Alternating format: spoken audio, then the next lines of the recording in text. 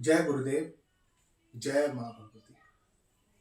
तो मैं मोहित शर्मा आप सभी का मेरे YouTube चैनल SBL एस्ट्रोलॉजी में स्वागत करता हूँ। और मैं आज से एक एस्ट्रोलॉजी क्लास स्टार्ट करने जा रहा हूँ, जिसमें मैं आप लोगों को बेसिक से लेके इंटरमीडिएट देन एडवांस तक आपको पूरी नॉलेज देने वाला हूँ। और माँ भगवती की कृपा रही, गुरुदेव जी की कृपा रही तो आगे तक हम इस क्लास को बढ़ाते जाएंगे और एस्ट्रोलॉजी को हम बहुत अच्छी तरीके से समझने का प्रयास करेंगे। तो मैं मेरे पहले वीडियो में और एस्ट्रोलॉजी की शुरुआत है, तो हम एस्ट्रोलॉजी के जो 4 स्तंभ होते हैं उनकी आज हम बात करेंगे, जिनके बिना एस्ट्रोलॉजी करी ही नहीं जा सकती। एक कुंडली को देखा ही नहीं जा सकता। तो पहला स्तंभ है हमारा नक्षत्र, जो कि 27 हमारे नक्षत्र होते हैं। दूसरा स्तंभ है हमारा राशि, जो कि 12 राशियां होती हैं। और तीसरा स्तंभ है हमारा ग्रह, जो कि 9 ग्रह होते हैं। और चौथा स्तंभ है भाव, जो कि अगेन 12 होते हैं। ठीक है, तो अब हम एक एक से इनको समझेंगे, बहुत बेसिक समझेंगे। आगे जाके हम इन सभी को डिटेल में जाके समझेंगे।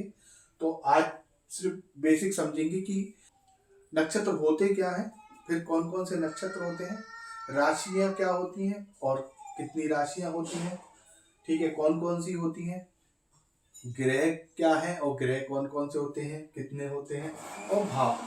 तो इनके इनके लिए हम एक एक से चर्चा करेंगे। ठीक है, तो सबसे पहले हम नक्षत्र ले लेते हैं। तो नक्षत्र क्या है?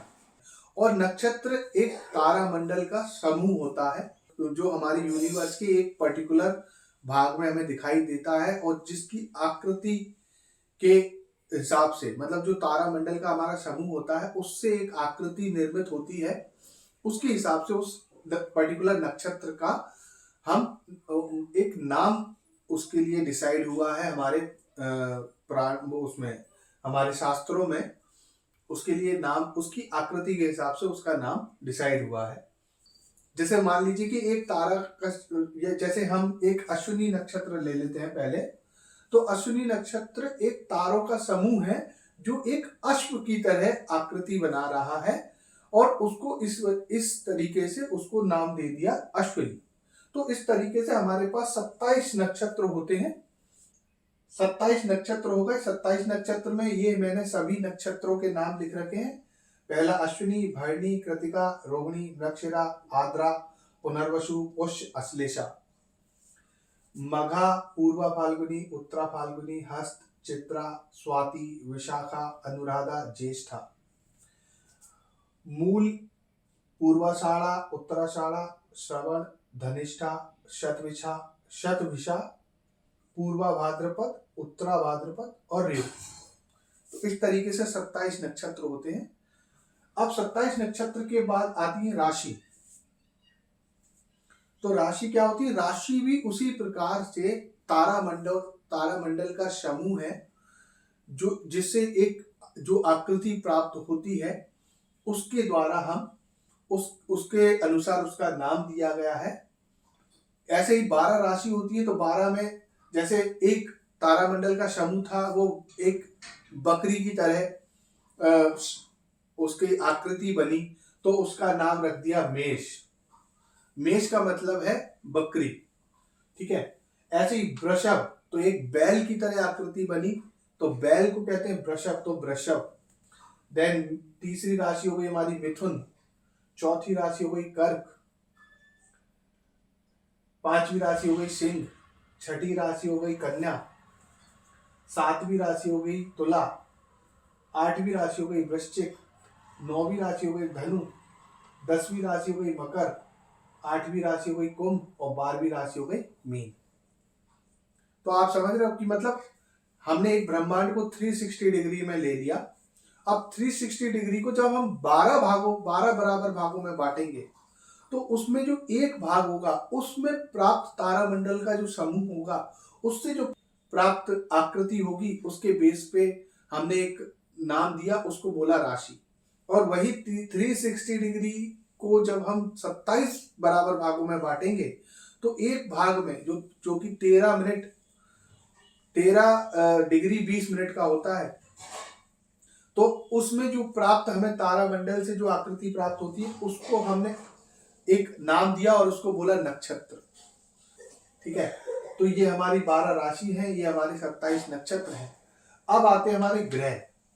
तो ग्रह तो हम सभी को पता ही है कि हमारे सौर मंडल में जो ग्रह होते हैं उनका हमारे शरीर पर, अच्छा तो ये हम क्यों पढ़ रहे हैं, क्योंकि ये जो नक्षत्र हैं, ये जो राशि है, इन सभी का हमारे जीवन पर प्रभाव पड़ता है। और उसी प्रभाव को जानने के लिए कि वो क्या प्रभाव पड़ता है, उसी प्रभाव को जानने के लिए इनका अध्ययन किया जाता है। हम नक्षत्र क्यों पढ़ रहे हैं, क्योंकि ये तारा है। तारा मतलब सूर्य की तरह जो खुद से रोशनी प्रोड्यूस करते हैं। ठीक है, तो उनकी रोशनी हम तक आ रही है तो उनका प्रभाव हम तक आ रहा है। तो राशि हम पढ़ रहे हैं, तो राशि भी एक तारामंडल का समूह है जो अपना खुद का प्रकाश प्रोड्यूस करते हैं। तारा एक खुद का प्रकाश प्रोड्यूस करता है और वो प्रकाश हम तक कहीं ना कहीं से पहुंच रहा है और जो हम पर प्रभाव डालता है। तो नक्षत्र भी हम पर प्रभाव डाल रहे हैं क्योंकि ये भी तारामंडल का समूह है। राशि भी हम पर प्रभाव डाल रही है क्योंकि एक तारामंडल का समूह है। और ग्रह भी हम पर प्रभाव इसलिए डाल रहे हैं क्योंकि हमारे सूर्य के नजदीक हैं ये ग्रह, और सूर्य की रोशनी इन ग्रहों पे पड़ती है और वहां से रिफ्लेक्ट होकर हम पर पड़ती है, तो वो ग्रहों का प्रभाव भी हम पर आ जाता है। तो हमारे सबसे पास का जो ग्रह मतलब तारा है वो है सूर्य, और सूर्य के आसपास जो ग्रह हैं जिन पर रोशनी पड़ती है और उससे वो रिफ्लेक्ट होकर हम पर पड़ती है, तो उसका प्रभाव भी हम पर आता है, इसलिए हम ग्रहों को पढ़ते हैं। तो ऐसे कौन कौन से 7 ग्रह हो गए, कौन कौन से ग्रह हो गए, मतलब सूर्य खुद में अपना वो हो गया कि सूर्य हमारे सबसे पास का स्टार हो गया, तो सूर्य ग्रहों में हम लेते हैं, तो सूर्य हो गया। ठीक है, फिर सूर्य के बाद बुध हो गया जिस पर रोशनी पड़ती है और वो हम पर रिफ्लेक्ट होती है। देन शुक्र हो गया, शुक्र के बाद मून हो गया जिसकी सबसे ज्यादा मतलब जो हमारे सबसे ज्यादा नजदीक है और जिसका हमारे शरीर पर या हम पर सबसे ज्यादा प्रभाव माना जाता है, तो चंद्रमा हो गया। फिर चंद्रमा के बाद मंगल हो गया, मंगल के बाद गुरु और गुरु के बाद शनि। और 1-2 हमारे ऐसे ग्रह होते हैं राहु और केतु। 2 हमारे ग्रह कौन कौन से होते हैं, राहु और केतु। राहु और केतु ऐसे 2 ग्रह होते हैं जो छाया ग्रह माने जाते हैं, जिनको हम सिर्फ चंद्र ग्रहण और सूर्य ग्रहण की समय देख सकते हैं।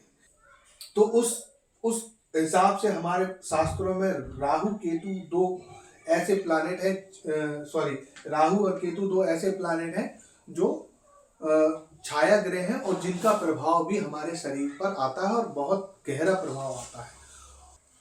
ठीक है, तो अब मैं आपको बताऊं कि मैंने इनको क्रम में क्यों नहीं रखा, क्योंकि मैंने ऐसे लिखा केतु शुक्र सूर्य चंद्रमा मंगल राहु गुरु शनि बुध, जिससे क्या पता चलेगा कि हर नक्षत्र को एक उसका स्वामी दिया गया है। हमारे शास्त्रों में हर नक्षत्र का एक स्वामी होता है, हर नक्षत्र का एक स्वामी होता है। तो इस तरीके से अश्विनी मघा और मूल ये 3 नक्षत्र हैं, इसका स्वामी है केतु। मतलब एक ग्रह को नक्षत्रों का स्वामित्व दिया गया है, और हम इस तरीके से लिखेंगे तो हमें पता चल रहा है कि अश्विनी मघा और मूल का स्वामी है केतु। ठीक है, भरणी पूर्वा फाल्गुनी पूर्वाषाढ़ा का स्वामी है शुक्र, कृतिका उत्तरा फाल्गुनी उत्तराषाढ़ा का स्वामी है सूर्य, रोहिणी हस्त श्रवण का स्वामी है चंद्रमा, मृगशिरा चित्रा धनिष्ठा का स्वामी है मंगल। और जब हम महादशाएं पढ़ते हैं तो किसी व्यक्ति की पूरी जिंदगी में जो महादशाएं पड़ती हैं उनका क्रम यही होता है। तो ये हमारे 9 ग्रह होते हैं केतु शुक्र, जो कि मैंने क्रम लिखा हुआ है महादशाओं के क्रम में। तो केतु, शुक्र, सूर्य, चंद्रमा, मंगल, राहु, गुरु, शनि, बुध, इस क्रम ये हमारे 9 ग्रह होते हैं। तो अब हम चलते हैं हमारे नेक्स्ट टॉपिक की तरफ, भाव। तो भाव क्या होते हैं? तो जैसे हमने देखा कि हमारी राशि जब 12 है, तो 12 राशि में हमने क्या पढ़ा कि 360 डिग्री को 12 बराबर भागों में हमने बांटा। तो वहां पे एक तारामंडल का समूह आया और उस तारामंडल के समूह में जो आकृति बनी उसको हमने एक राशि का नाम दिया। जब हमने पूरे ब्रह्मांड को 360 डिग्री की तरह लिया और उसको हमने जब 12 बराबर भागों में बांटा, तो वो एक जो भाग है उसको हम भाव कहते हैं। और उसको जब हम एक जो हमारे शास्त्रों में जब उसे एक कागज पर चित्रण करना चाहा, तो उसको इस तरीके से एक चित्रण करा। और उसी तरीके से ये भी एक ब्रह्मांड का चित्रण है जिसमें 12 बराबर भाग हैं। 1 2 3 4 5 6 7 8 9 10 11 12। और उसी तरीके से और हर भाव की एक विशेष प्रॉपर्टीज होती हैं जिनको हम आगे पढ़ेंगे। तो ये इस तरीके से हमारे भाव। तो हमने आज नक्षत्र पढ़ा, नक्षत्र का बेसिक इंट्रोडक्शन दिया मैंने। राशि पढ़ी हमने कि राशि क्या होती है और कितनी होती है, ग्रह पढ़े हमने और भाव पढ़े। तो इस तरीके से हम अपनी एस्ट्रोलॉजी को आगे बढ़ाते जाएंगे। हम नक्षत्र को डिटेल में पढ़ेंगे, फिर हम राशि को डिटेल में पढ़ेंगे, ग्रह को डिटेल में पढ़ेंगे, भाव को डिटेल में पढ़ेंगे, और फिर हम उसके बाद एक कैसे प्रेडिक्शन किया जाता है किसी कुंडली का वो पढ़ेंगे। तो अगर भगवती की कृपा रही तो ऐसे ही हम अपनी क्लास को आगे बढ़ाते जाएंगे। देखते रहिए हमारे चैनल को, SBL एस्ट्रोलॉजी। धन्यवाद।